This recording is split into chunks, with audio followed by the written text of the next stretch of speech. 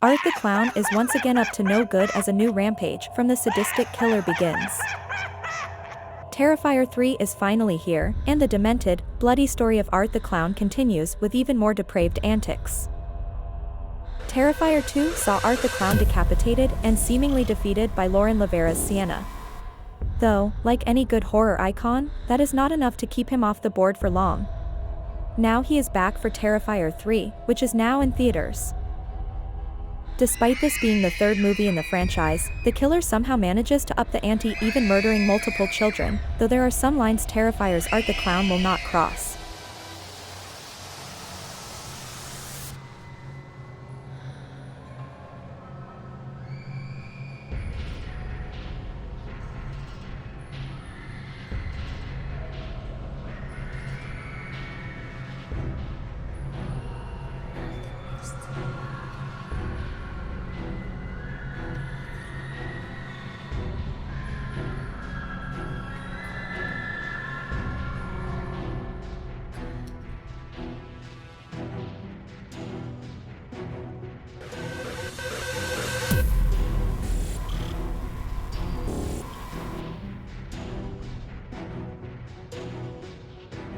Terrifier 3 starts with a scene that takes place in the present and features an entire family getting slaughtered by Art the Clown.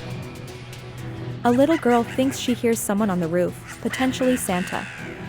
Her parents do not buy it. However, the joke is on them because it is not long before Art shows up in a Santa outfit with an axe in hand. The killer goes on to brutally kill a young boy in his bedroom and then his two parents as the little girl from before hides from his wrath. He eventually finds her hiding in the kitchen cabinets. Unlike the rest of her family, he does not kill her, he simply waves at her with glee. The story then jumps 5 years in the past, picking up moments after Terrifier 2. A cop is scoping out the area where Art the Clown was previously decapitated. Not knowing the situation he's got himself into, the cop is quickly killed by Art's decapitated body. Using the cop's head, Art's body makes his way to the insane asylum, where Victoria Hayes is locked up, who gave birth to Art's head at the end of Terrifier 2. It does not go well for the living souls inside the institution, as Victoria and Art successfully escape, and Art even gets a spare outfit change on the train. The duo camp out in a dilapidated house, where it's revealed that Victoria Hayes is the new vessel for the little pale girl. Sienna is back, but trauma-ridden. Jumping back to the present day, Sienna Shaw, Lauren Levera, is picked up by her uncle Greg, Bryce Johnson, from the mental institution where she has been healing. He takes her to his home, where audiences are introduced to her cousin, Antonella Rose's Gabby, and Margaret and Florence's Aunt Jessica.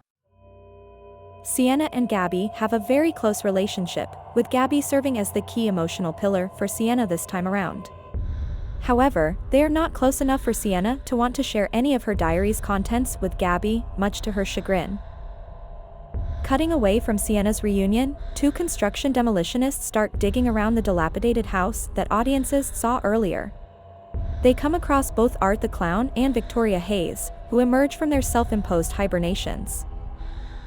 While the kills are as gross as ever, it gets notably more disturbing when Victoria decides she wants to masturbate with a shard of glass while Art deskins one of his victims.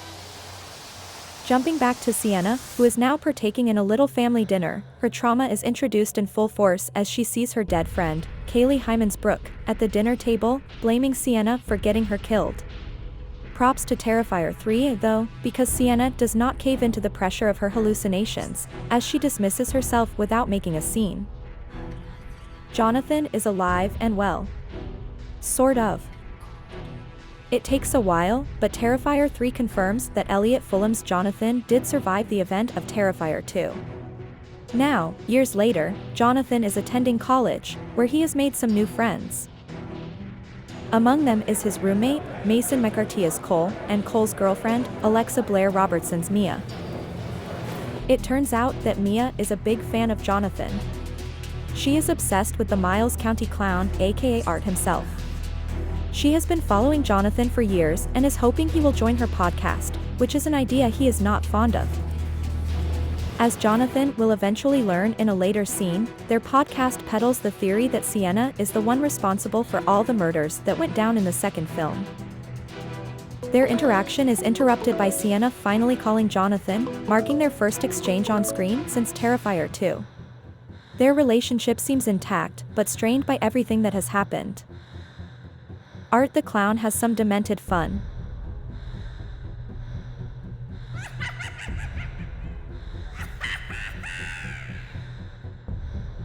The middle chunk of the film shows Art the Clown having some sadistic fun as he terrorizes the locals.